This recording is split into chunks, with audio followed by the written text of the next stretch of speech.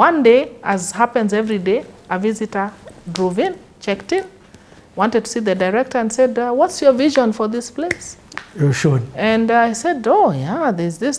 Do you own this property? Yes, and no. Yes, because it's ours, but we have a mortgage. And after everything, the guy says, all those things you've said, I will do for you.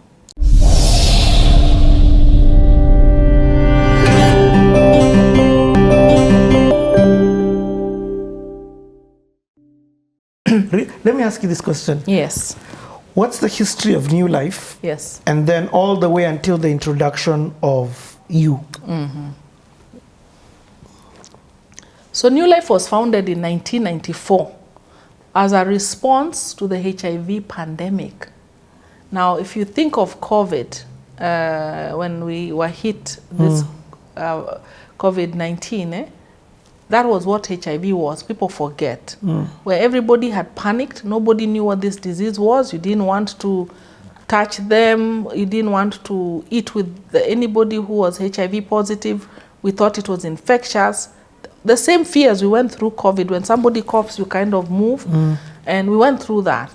And our founders are Clive and Mary Beckenham. They are British nationals. And Mary Beckenham, when she was 7 years old, in her local church in the UK, got into a meeting where some missionaries were talking about their experiences out in Africa. She doesn't remember which country. And as a 7-year-old, she listened in and just said, God, one day, help me to go to Africa. She didn't know which country. And I want to take care of African babies. Wow. 7 years. Wow. And somehow that stayed in her heart, and she was so convinced God one day would want her to come. And so she did nursing, because in the earlier days missionaries came in as teachers, nurses, but because she wanted to take care of babies, she knew she needed to do nursing in case they needed medical care. Fast forward, she meets this young man at a youth camp, Clive Beckenham, and the friendship is growing, and halfway they realize, hey, we better not push this relationship forward. They're in different parts of the city or of the country, and this is snail mail time. So she writes to him saying, I don't think this relationship can really progress because one day I'm going to Africa. And if that's, I don't see how our lives are connected. And he somehow, around the same time they say, he also wrote and said, I have made a lifetime commitment. I'm going to train pastors in Africa one day. Wow. And it's like their letters crossed. Yeah. So they almost to the day were reading each other's letters. And they thought, this is a sign. This is he, this is she.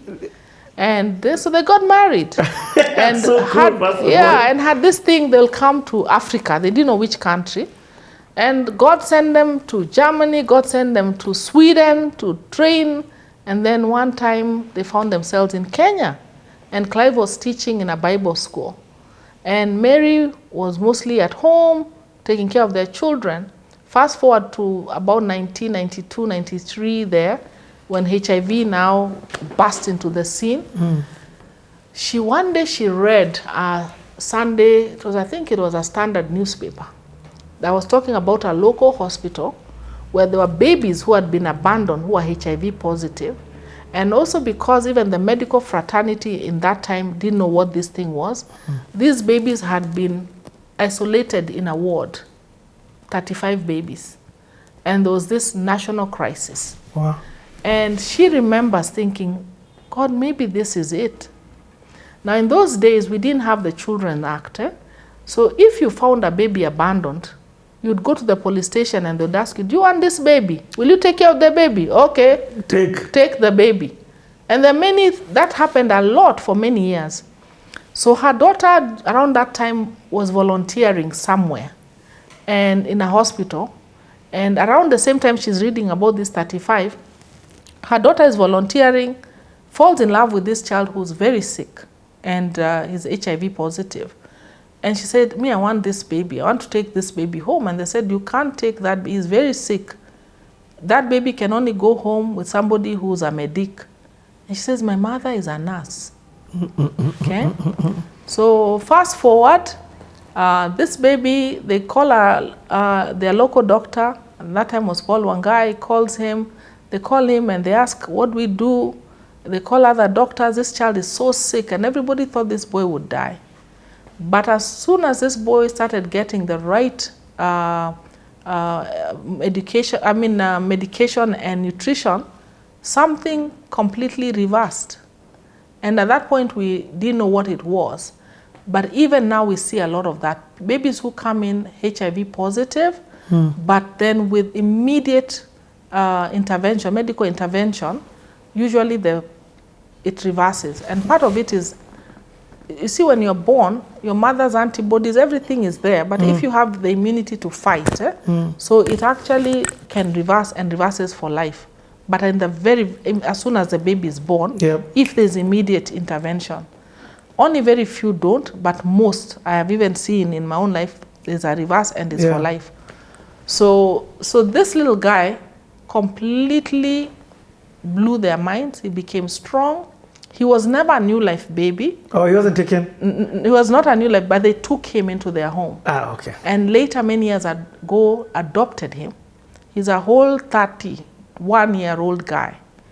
And he became the inspiration of New Life, because they thought if this one would survive, what about others? So they adopted him like their own child? Yes, yes. Okay. He was never a New Life baby. But it just gave them that aha, what if?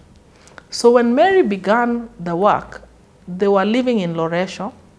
So they moved their family upstairs and left downstairs for the babies. They only shared the kitchen, and he tells us one time one of the babies was very sick and they didn't know what to do. And he looked down and God said, if it was your son, what would you do? Get out and do what this baby needs. So that's how New Life began in Loresho in 1994. And the numbers continued to grow. And at that point, the board took a step of faith and said, why don't we own our own property? So they identified, that time Kilimani were all bungalows. Nothing, all this high-rise, all this upmarket, nothing. It was just little bungalows. And there was a Christian organization selling off a property. And so they approached them and went and said, yes, we can do this. So they started fundraising. And initially the money was just coming in. So they were able to put in a deposit, and then were given, I think, the 90 days plus some grace period to pay, and fundraising just tanked.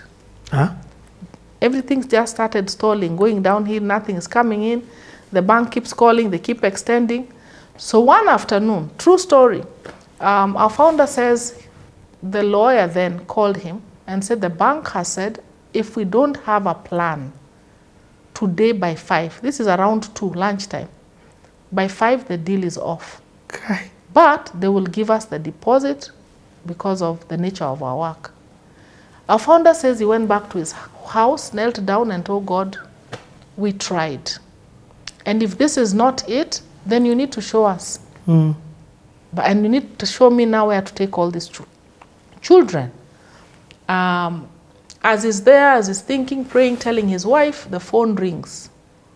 A friend in the UK says, hey, Clive, how are you? And so that property, how is it? Have you paid for it? He says, actually, we're about to lose it today. I have a few hours and it's off the table. He says, that's interesting, because God had put it in my heart to do something about it. And this man had done his math. And that time the interest rates were very low in the UK. He had done his math and he had thought, if that gentleman, takes a loan on behalf of New Life, sends the money here, we will be able to pay. And then the rents, like what we are paying in Loresho, would be manageable. So start paying back for this loan in the UK, because the interest rates were very low. So he says, I've been going around different banks, and guess what? Just today, there's a bank that has said yes. So call that lawyer and tell him we'll get the money. So the lawyer till today says she almost fainted. The bank thought, you guys had been playing games on us. So we got that and started off, and then God put it in Clive's heart to dream big. And the passage of scripture says, write the vision down so that those who come can run with it. You know, there are times you want things, but you're praying for God to bless, but you don't know what it is you're asking for. And so basically he thought, if we had all the money, what would we do? And so he started drawing. Would like to have an extra room here. That time we were always going to Kenyatta as our fallback for medical emergencies. What if we had a little 2 rooms that became our little internal hospitals where we could have the incubators, everything. What if? So he was just drawing all these things, putting them. We need our own car. We need all these things. And he just would pray through the lists. One day, as happens every day, a visitor drove in, checked in, wanted to see the director and said, what's your vision for this place? You should. And I said, oh yeah, there's this. Do you own this property? Yes and no. Yes, because it's ours, but we have a mortgage. And after everything, the guy says, all those things you've said, I will do for you. What? So Clive says he almost fell, but then here's a sad thing. Almost every month, there are people who will come in, they are so touched and moved by what they see, make commitments, but then they move and life catches up with them. So he was 50-50. But a few days later, his lawyer calls our lawyer, wanted the bank details in the UK, cleared that mortgage. Wow. And Clive was, oh, this guy is serious. Says, go to Toyota Kenya, choose a van, paid for it, do this, all those things. Even the building we have our storied building. They had, initial plan was just to have the downstairs. As all these things are happening, Clive says he thought, what would it cost to have an upstairs? And his wife told him, don't. This guy is already doing a lot. Don't even ask him. Clive says, no, I'm just having this sense. Let me check. So he checks, gets the figure from the QS and the architect, puts it in his Bible, and he just stayed with it. One day, this friend of New Life called and says, hey, Clive, what if you guys grew and you needed space for more children? What would it cost for us to have another? Hey, Clive says, I've been thinking the same thing. In fact, here's the figure. The guy said, let's do it. So people come in and they look at all this amazing space we have and they think we are rich. And I say, yes, we are rich because, one, this is God's work. And yeah, God resourced us in this way. So that was the story of how we got New Life, Kilimani. And we have a capacity of 50 babies there. We have several incubators. So if the babies come sick, we're able to do that. If they need piped oxygen, all those things we can do. And then many years later, the board got more courageous, I would say. And so they were working very closely with the government. We didn't have as many children's homes as we do in Kenya. And New Life was really the forerunner in many ways, New Life and Nyumbani. And we're working very closely with the children's department. And so they would get a lot of paperwork from us. They would replicate that. And so they had challenged us. That time we had provinces. We didn't have the counties. Yeah, that's a while. Yes. Pre-constitution. Yes. Why don't you have a New Life in every province? So we mapped out the 7 provinces, and then working with the statistics and the research, we've realized the highest areas of highest prevalence in HIV areas. We mapped the red zones. So there was Nyanza, there was some area in Nakuru, in Nyeri, and Mombasa. I was going to ask about Mombasa. Mombasa. And so we started praying and said, we'll start with those areas.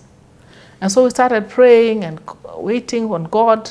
Then one day, somebody walks into New Life and wants to hear the story of New Life and is very happy about what he can see in Nairobi. And founder shares with him, we have a big vision. We want to have, and the guy is taken aback and he says, you know, he was not even a Kenyan. I actually have properties in all those places that I was coming to liquidate because whatever work they were doing in Kenya was a wrap. So he had a house in Nyeri, Nakuru, and Mombasa. Kisumu, he had a property, but it was very small. And so he even gave us an area. Find a house in this area, and when you get it, we will buy it. And that is how we got all the homes. Right. All our homes are in very upmarket areas. If you go to Nyeri, we're next to Green Hills Hotel. In Nakuru, we're in Kilimani, next to Graceland Hotel.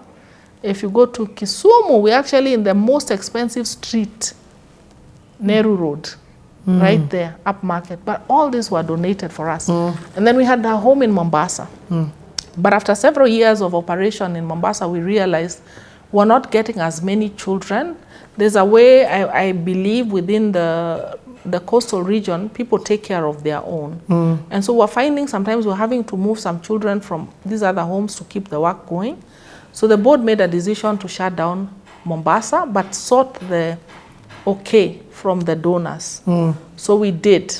And that's how we no longer had the Mombasa home. Okay. And so we now have the Nyeri, Nakuru, Kisumu, and Nairobi. So at a total, to date, we can be able to host over 180 children. And most of them are 0 to 1 year, most of the children. And how frequently do you get a new child? We could have gotten one today, I don't know. Yes, I know in Nairobi we got one yesterday. What? Yes. So with some months you may not get a baby, some months you get many babies, so you never know. It fluctuates. Yes, but we're always ready. We're always ready. One of the things I want to share is one of the partners. People think, again, we have big partners in Kenya. People think we are funded by government. We are not. I was going to ask that question. Yes, I think I moved since I've been in New Life 7 years on the board and another 8 years, almost 10 years on staff. In those 17 years, I think I've only seen government funding twice, and not a lot. 100 to maybe 300,000 here, 1 million at one point for special whatever's during COVID. But that's it. Wow. New Life is funded by well-wishers, individuals. People think we have big corporates, we have everybody. I actually don't know. If it was a business, it doesn't make business sense. It's true. It doesn't. And there are many months, even as we may be at New Life, where you'll sit and I don't know where salaries will come from. Because you still have to pay salaries. It is hand to mouth. People think the grandiose, it means we have a lot of money sitting hand to mouth. Every month we sit with the accountant trying, and there are some months when up till the 20th, you don't have salaries. But somehow, I don't know how God checks in things. I don't know. There's no revenue generation. Now that's been one of our big things. Partly in terms of our locations, there's very little we could do. See, if we were in a farmland, we would have been able to do some of that. We've had those conversations with people and asked, what is our waste? Because sometimes you can make money out of your waste. But also where we started, our founders, the concept was very different. And again, being from the UK and all, there was a season we had a lot of funding, but from outside. And I always used to say, what is wrong with Kenyans or Africans? When a Mzungu or a white person is leading an organization, it's nice. Then an African checks in and things are downhill. I used to say that a lot. I do not say that anymore. Since you joined. I was so shocked in the initial years when funding just started going down. And there are several reasons. People give to people they know. Even now at New Life, there are people who give to New Life who are my friends. And maybe when I leave, they will move somewhere else. So understandably, there were a lot of people who are giving. And then our founders used to do a lot of go around. And that model also has changed. And so a lot of that went down. A few maybe thought, now there's an African, are we sure this thing is going anywhere? So when did you transition in to be more or less like CEO? Yes. Okay. So that was 2014 October. But before that, I'd been on the board, and remember I was still at Nairobi Chapel. Yes. And so when we were on the board, we knew the founders were retiring, so we had been headhunting. I never for any moment imagined myself at New Life. One, I was a pastor, I was coming from, Nairobi Chapel was big and everything. And so when I'd come to New Life, it was just this baby home. And it looked very nice and innocent. From the board, you deal with macro issues. I'd never been on the ground. And I tell people, when I came now to sit on that seat. It's a whole story of I refused, but God told me this is my assignment. And I'm asking God, what am I going to do here? Me, I'm a pastor. What am I going to do with babies? But now, what I felt is, you know how you know a good pizza or any food, or a good chapati, and you brag about it. Hey, that. But when you're in the board, it's you know what a good pizza should taste like. When you become CEO, become the chef. You are told now you are the chef. You see that pizza you brag about to go in the boardroom. Time for you to fix it. And the main chef just resigned. Oh, he's no longer here. And actually, we don't even have money. We only have flour.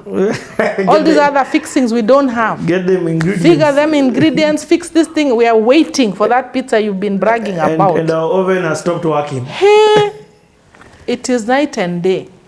So for me, I was making different transitions when I came to New Life. Number one, I was the first Kenyan, a national, taking over.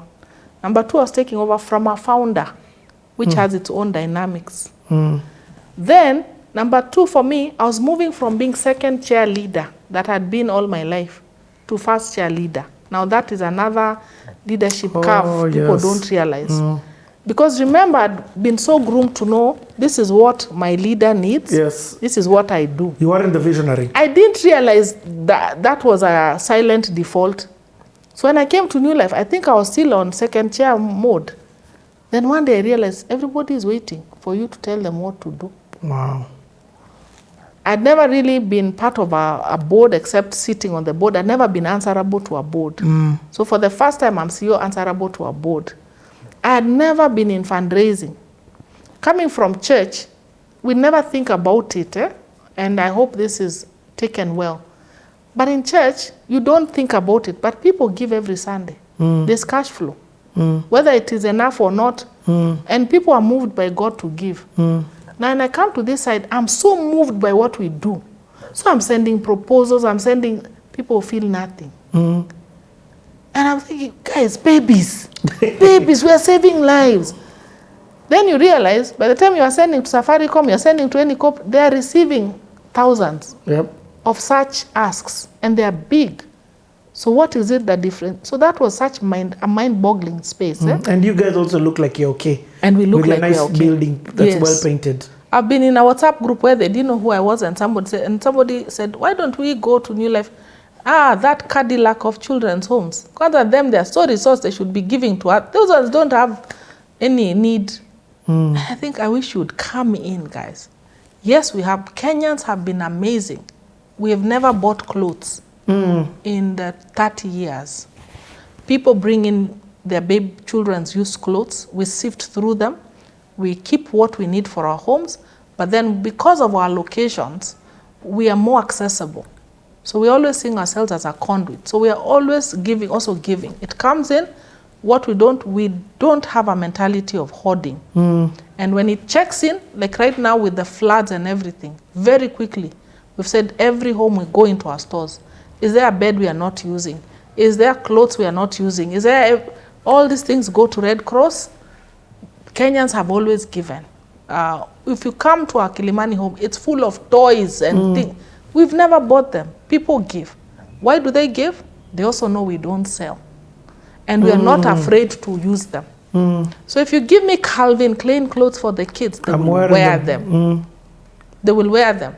I remember one time, one of the Mudibos was out of the country, and I think he found a store that was shutting down. And there were Gap hoodies for kids. The guy filled a suitcase or two, brought Gap, red and blues and what, and just said, I saw this and So we're in Nakuru for a function, and it got cold, and somebody said, oh, the hoodies. And they put the Gap hoodie, and you people say you need help. And your kids are wearing Gap. And I said, number one, why shouldn't they wear Gap? One, you didn't ask me where they came from. And number two, if they were children, you are children, and you could, they would wear Gap. Yes. And number three, that Mudibo who gave this Gap wanted them for the children. So we are very unapologetic. You'll come and find the kids dressed, you're like, hey. And of course, that does also something for the kids' Yes, self-esteem. yes. Because your aim is to integrate them into families and Yes, societies. yes. Here in Nairobi, let me give some shout-outs to a few corporates. Vivo. Oh, nice. Vivo Energy has been our single longest significant corporate in Kenya. People think we have very many. What Vivo does is they give us a donation in fuel for a certain amount every year, fuel and LPG gas. We did a check on the numbers and we were shocked. From when Vivo joined us to give us that petrol, we're able to move. And in 2000, we got 2 new cars donated by 1 or 2 organizations. And so we are able to move. If we are called right now in Nairobi to go to Kennel or to go to some place, we're able to move quickly. And we really make sure we use that fuel well. And our numbers of rescues went up.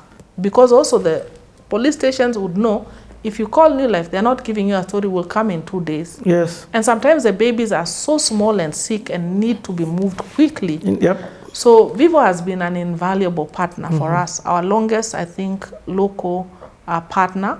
In kind they give? In kind. Yes, in so kind. they give you fuel? Yes, actually we don't have a corporate that gives money. Okay. Unless we have an event, let's say like a golf tournament and somebody will sponsor 250, 100. We actually, in Kenya, people assume we have big boys and girls behind us. We don't. It is many individual Kenyans giving in kind. We have something in each of our homes when you enter, we call it our needs list. We just paste it. Because when I came in, I found people used to bring biscuits and juice. You know, you assume those are the things children's homes don't have. But these are babies. And I also don't want them eating juice, and that is tonsils and hormones, you know. So we put the needs list there, simple things. Give me an example. We need rice, yeah? The children need even Weetabix, things like that, uji, washing soap for the diapers. We need cleaning detergents for the toilets. And we use a lot of cloth nappies because in fact, I was going to ask you, diapers. We can't afford diapers. We rely on donations for diapers. So we use a lot of cloth nappies, but people donate diapers. Okay. So in this rainy season, for example, that's when we use a lot of diapers. Because they're not drying. They're not drying. But in the seasons when they dry, we'll use mostly to make sure at least we push, have these diapers stay for longer. So simple things, uji flour, simple things, cotton wool. Because the new little babies, we use cotton wool to bathe them. Things like stationery. Anywhere we can save money. Printing paper for the office. Before I came to New Life, I didn't know anything in my house I can donate to New Life. Oh, I'm changing seats. Do you guys need seats? Yes, we need. Actually, we don't have sofas in this home. We move it there. Do you guys need a carpet? Actually, our home in Nyeri, it's so cold. We've been looking for carpets for the floor so that when the kids are crawling, it's not that. I had never even thought that. Spoons, cups, what? And now when our older children got, now in college, what we do is we give them what we call a starter pack. So it's like from your bed to the spoon. We want these kids not to stay in the institution. So when they start college, we pay for their rent, but not inside the school hostel. So like the girl in Daystar or the guy in JKUAT doesn't stay inside JKUAT, but in the community where the other students. So we rent a room. Why? Because if college closes, don't tell us, I'm coming back to the institution. No, this is your place. And in 4 years, 5 years, we want this to be a place now becomes your own. And you're able now to transition out. We also ask the older kids, please find like a little side hustle. So our guy in JKUAT is an amazing teacher.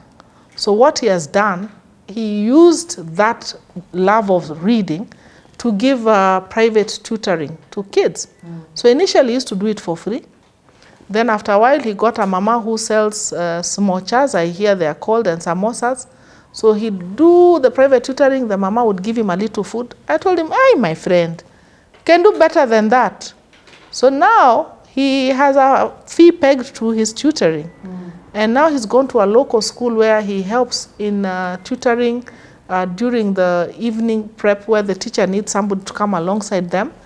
and sometimes helps to mark. And he tells me, so I was asking him, how much are you earning? He just told me, just some good figures. But you see, he knows that we've put a mark to the end of our support. Yep. Because now you're out of college, you are now turning 23. It's not that we are throwing him, it's still our child. But we're beginning to help him. You're doing what a parent would do. Yes, exactly. For their child. Yes. We don't want these kids at 30 coming back to say, my family doesn't have unga. We need help. I don't have a job. So we're really working. Who pays their fees? We do. So again, by faith. The JQuat fees, yes. It's you guys who are paying them? Yes.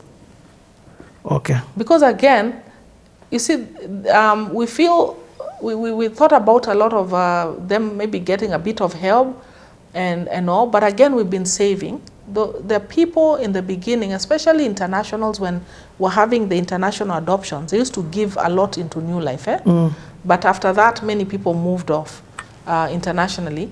But there were some monies that were designated for further studies, for example, so that when the kids are in college. So the team that was there, the board that was there were very wise. So they rolled that money very quickly into some investments. Yes. And now that's what we've used for some of these kids who are older. One or two of them had sponsors who continue now to pay for their college things, but we are still committed. Every child must have that equal opportunity in education. Just because they came from a children's home doesn't mean we cut them off. But again, we don't want them to be dependent for life. Yeah. There's a cutoff and they know. And we are working with them day by day. Even the stipend we give them is very minimal, just to ensure this tidies you off and you're able to make use with the little you have, so that it's not again too much. Yeah. So that's been our story. We continue to work with Kenyans. We go out and talk about adoptions, and even here to say to many Kenyans, adoption is not just for families or couples struggling with infertility. Adoption is for any Kenyan above 25 years. Whether you have your biological children, you could make room for one more child and bring them into your home. And the amazing thing, I don't know how God has done this. Many families who've adopted, if you looked at their kids, it's very rare to tell that you'll tell they're not. I'm an adoptive parent. Oh, we'll talk about, that. Yes, I feel like that's a conversation that we need to have. So, in New Life, you have children from 0. Yes. All these different ages, all the way until?